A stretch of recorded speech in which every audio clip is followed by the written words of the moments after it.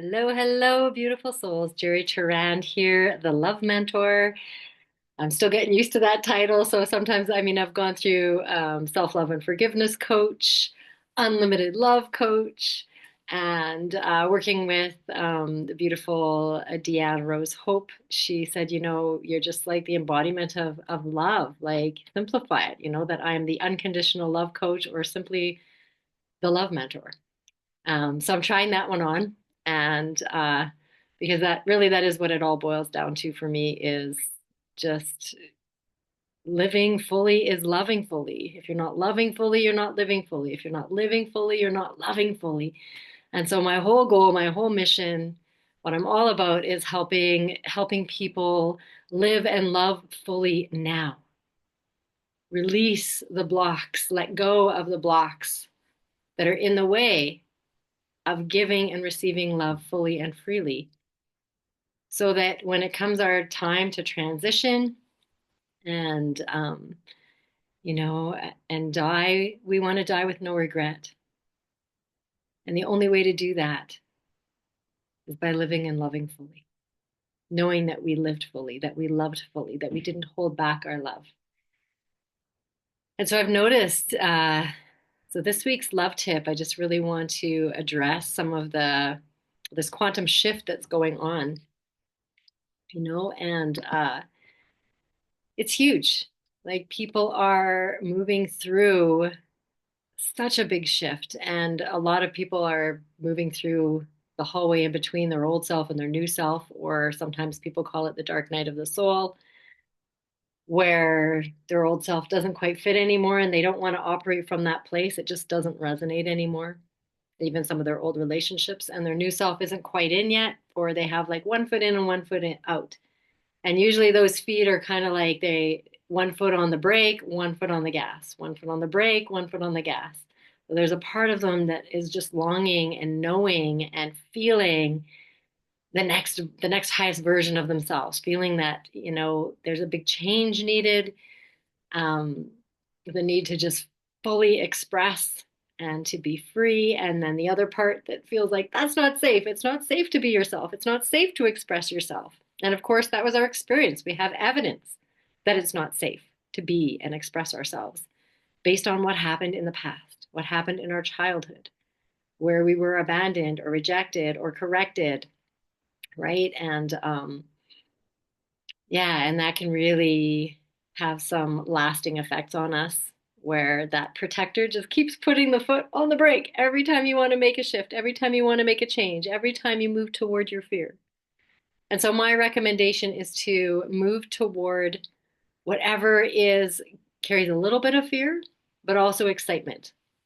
So if you're nervous sighted about something, if you're in fear excitement, then that is the perfect stretch for you, where it just means that you're arriving on the edge of your comfort zone, but you're not taking a giant leap into something that scares the crap out of you, in which case you'll probably just then revert back to the scared little child, right?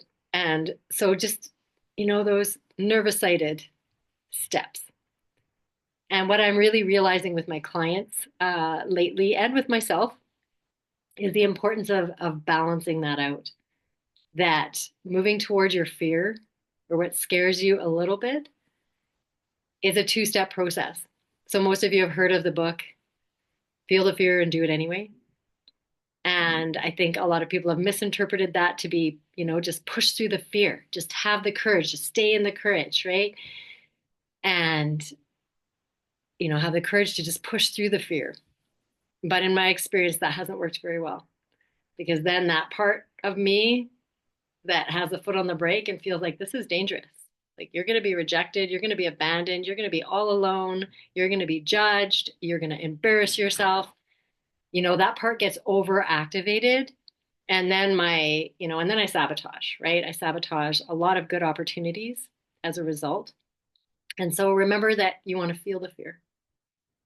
That's step one, right? Acknowledging it, acknowledging that there's a part of you that you're not the one that's afraid. You're the part of you that is aware that you're afraid.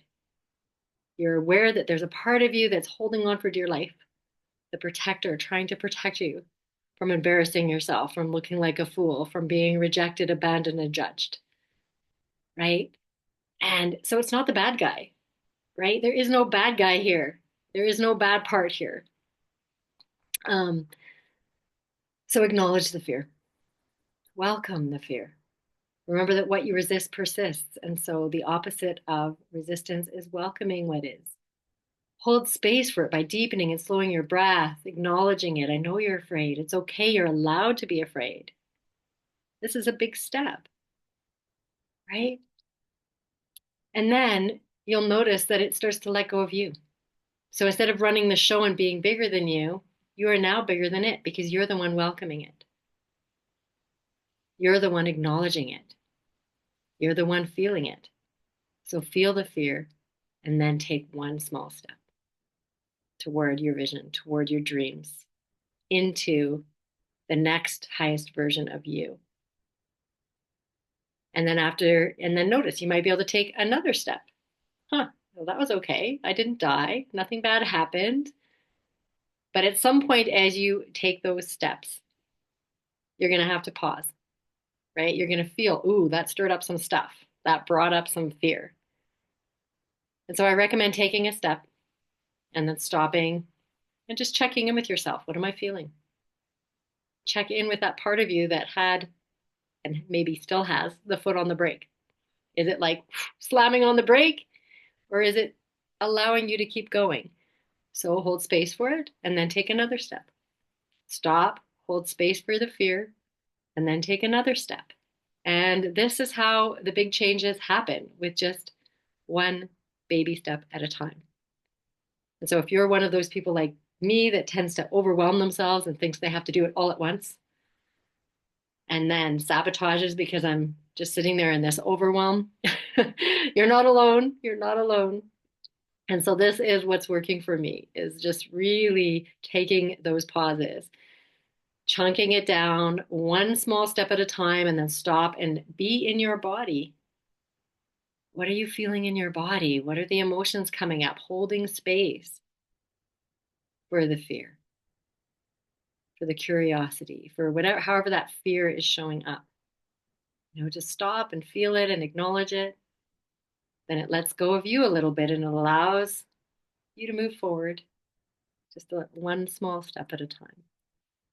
So let me know how it goes. If you'd like some assistance, if you really are in that, if you're really experiencing that dark night of the soul in between old self and new self, that hallway in between, and if it feels like it's really, really stuck and you're stuck in spin cycle, this is my specialty. I've been through a few dark nights now, and yeah, and I have so much love and so much compassion for you.